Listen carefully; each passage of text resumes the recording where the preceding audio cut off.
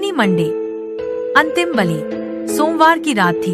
आसमान में काले बादल गरज रहे थे और गांव की गलियां अजीब सन्नाटे से भरी हुई थीं। दूर मंदिर की घंटियां मंद स्वर में बज रही थीं, जैसे किसी अनदेखे तूफान की चेतावनी दे रही हों। राहुल शाप की किताब को सीने से लगाए मंदिर की 108 सीढ़ियां चढ़ रहे थे। उनके चेहरे पर डर नहीं, सिर्फ एक दृढ़ संकल्प था। आज शाप टूटेगा, चाहे कीमत कुछ भी हो। प्रकट होती है आत्मा। जैसे ही राहुल ने मंदिर के गर्भगृह में प्रवेश किया, वहाँ की हवा बदल गई। उन्होंने किताब खोली और अंतिम मंत्र पढ़ना शुरू किया। अथो मृत्युनाशिनी विभावरी मोक्षदायिनी।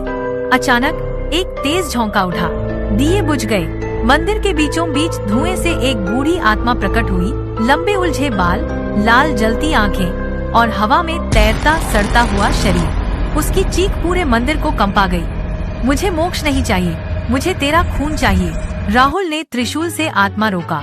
घंटियां जोर जोर से बजने लगी, जैसे समय थम गया हो। चारों तरफ आग की लपटें उठी। मंत्र का गोला टूटने लगा। आत्मा ने राहुल को जमीन पर पटका। उनके माथे से खून बहने लगा, पर उन्होंने हार नहीं मानी। आत्मा की सच्चाई। अचानक आत्मा की आवाज नरमी में बदली। तू नहीं जानता मुझे क्यों बांधा गया। मैं इस गांव की रक्षक थी, पर जिनके लिए लड़ी उन्हीं ने मुझे जला दिया।